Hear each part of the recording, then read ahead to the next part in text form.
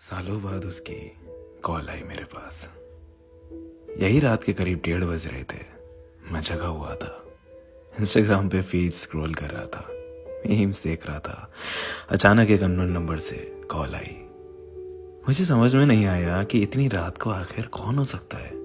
मैंने सोचा इग्नोर कर देता हूँ, अगर कोई इंपॉर्टेंट कॉल होगी तो दोबारा आ जाएगी। आई इग्नोर्ड इट, लेकिन वो फिर आई। मैंने इस बार कॉल उठा ली। मैंने हेलो बोला। सामने से आवाज आई हेलो। अचानक से पूरा मूड बदल गया मेरा, क्योंकि ये आवाज कुछ जानी पहचानी सी लग रही थी। ये आवाज सुनते ही आंखों के सामने अंधेरा छा गया। बहुत सी यादें ताजा हो गई, बहुत से जख्म ताजा हो गए। मेरी टूटी हुई आवाज में एक बार फिर हेलो निकला और वहां से आवाज आई डिस्टर्ब तो नहीं किया। मुझे रिप्लाई करते हुए भी घबराहट सी हो रही थी। हाँ बोलूं ना बोलूं कुछ समझ नहीं आ रहा था। मेरे मन में सवालों का भवंडर घूमने लगा कि आखिर क्यों आज ऐसे अचानक इतने सालों बाद मेरी याद आ गई। क्यों आए हो आप? मैंने हिम्मत करके बोला नहीं, बोलो।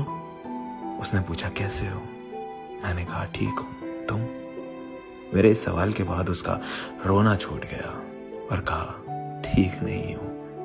अब मैं और भी ज्यादा कंफ्यूज हो गया कि ये हो क्या रहा है। आउट ऑफ नोवेयर इतने सालों बाद देर रात को कॉल आती है और रोना निकल गया।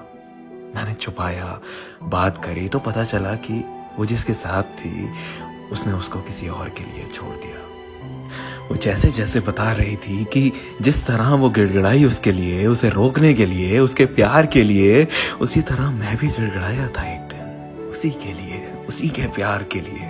और जिस तरह उस लड़के ने मुड़ के नहीं देखा इसे, उसी तरह इसने भी नहीं मुड़ के देखा था मुझे।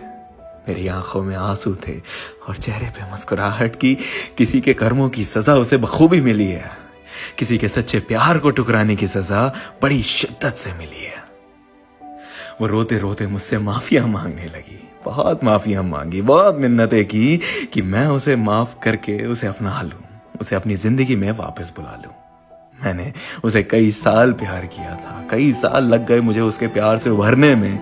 वो लौटी तो ऐसा लगा जैसे मेरी जिंदगी, मेरी खुशियां लौट आई। मैंने उसे माफ कर दिया। फिर उसने मुझसे पूछा क्या तुम मुझे अपनाओगे?